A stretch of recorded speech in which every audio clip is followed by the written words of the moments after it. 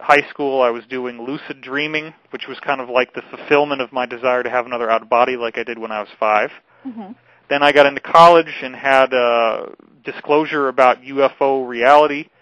A friend of mine had a college professor who said he worked for NASA through the 70s, and it was common knowledge in the higher echelons that UFOs had landed, and that the Roswell crash being one example, and that technology had been developed out of that crash, which led to all sorts of things we have, including bulletproof vests, laser lights, LED lights, infrared night vision, Velcro, Teflon, like the nonstick cooking, and which is in everything, by the way. Motor oil has Teflon, all kinds of stuff has Teflon in it now. But the most important one being computer chips. So I was left gobsmacked when I learned this, that we would not have a significant portion of our technology anywhere near as quickly as we did if it were not for this sort of celestial endowment that we had been granted. And that takes a whole different perspective on why are we the way we are. If that hadn't happened, think about it this way, right? Mm-hmm. How could we have resisted a world totalitarian government that's trying to form if we didn't have the internet at the end of this cycle? Mm. You know, imagine what these guys would be able to do right now if we didn't have the technology that we have to be able to actually subvert the media machine. I mean, I can tell you guys basically anything I want, and nobody is going to suddenly, hello, are you there? Are you there? You know, it's not going to happen. We can do whatever we want, and that's why, you know, the technology has given us freedom, and that's a very important point. So it's not like you can say that these ETs are out there to try to have a cosmic barbecue party on Earth with humans being on the menu. That's not what this is about. It's about beings that are a lot more evolved than we are, who are trying to make sure that we don't destroy the planet. There's a major event that's happening right now, which involves the Earth itself starting to form a telepathic unity. We're starting to break down the walls of separation from one mind to another and have more and more telepathic interconnectedness. So a lot of the listeners tonight are probably experiencing things like synchronicity. And one example is where you look at the clock and it says 11:11 or 4:44, 3:33, 12:12, 1:11, 2:22, 5:55, all these kind of things. Yes. And you may be seeing it on license plates. You may see it on your odometer. You may see it just about anywhere. And the idea here is not that you're deliberately looking for it, but more like, let's say you've been reading a book for 3 hours in your recliner, like I was today. And then all of a sudden, in my case, I was synchronized so that I wouldn't miss this show. But in other cases, you just basically are suddenly influenced to look at the clock. And then you see these digits. And you haven't looked at the clock in so long, there's no way you could have known that it was going to be that time. Right. And this means what? Well, this is a very important thing because part of what it does is it helps you to step out of being the experiencer and into being the observer. You have to kind of step back for a moment from your life and say, what was I just thinking about right before I saw the synchronicity? Oh. And that's the trick. The trick is you always want to be able to rewind your thoughts so that when the synchronicity happens, you can say, all right, what was I thinking before this happened?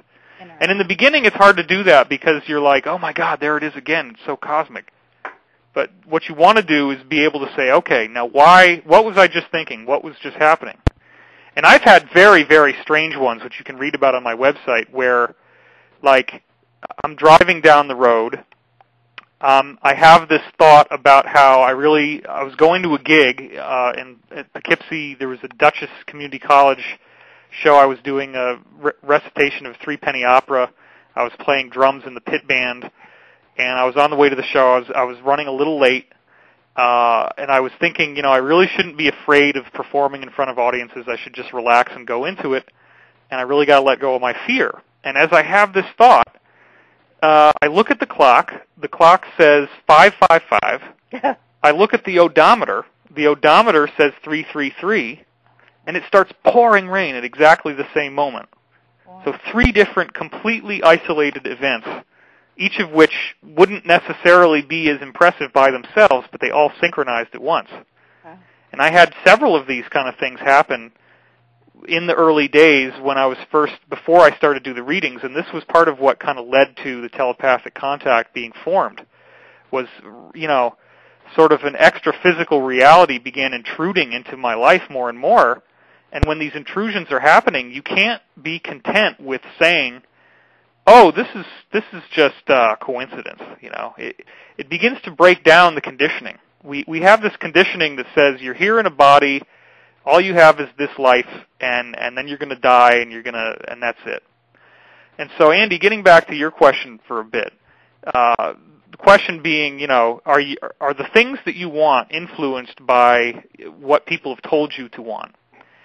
One of the things that the synchronicity intrusion starts to do is it starts to sculpt how you think about what you want, because it will only happen when you're on the right track for what your higher self wants you to be doing. If you start getting locked up in a pursuit that's not in alignment with your purpose, then you're going to notice the synchronicities will wear off. So they won't be happening. It won't manifest then. Yeah.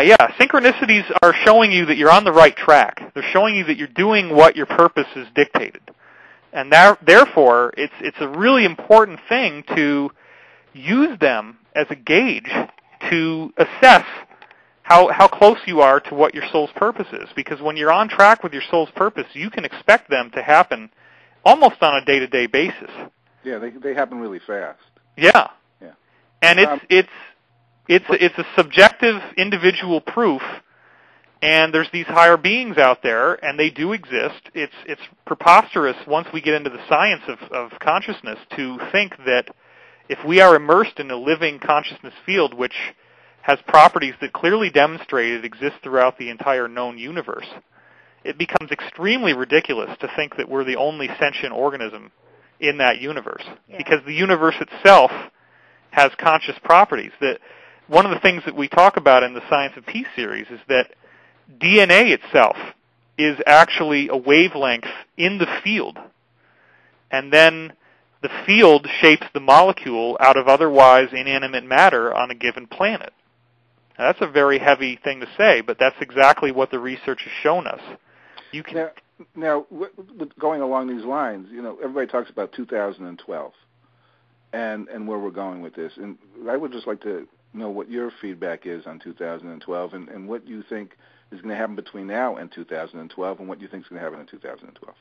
Well, I can actually bridge the momentum I started on the DNA and take it right into that. So that's a good segue. When to understand 2012, we're dealing with a very complex series of statements. Now, a lot of people say, well, who built the pyramids in Central America, Mesoamerica? Who designed the Mayan calendar? I've actually had some people call me a racist for saying that it was not designed by humans. But I'm okay with that because, the fact of the matter is that nobody has the level of expertise, even now, to be able to fully understand even what the pyramids are for, much less how you would construct a calendar which just so happens to have all these synchronistic connections to other things. One of the first discoveries I had about the Mayan calendar ends in 2012, and that's equated in their equivalent of a cuneiform, which are called codices. They have these writings which basically describe that at the end of 2012, there's going to be the entrance into what they call a fifth root race, or a golden age. And, root race implies a biological change, some kind of actual organismic change in how we look and how we function and how we think.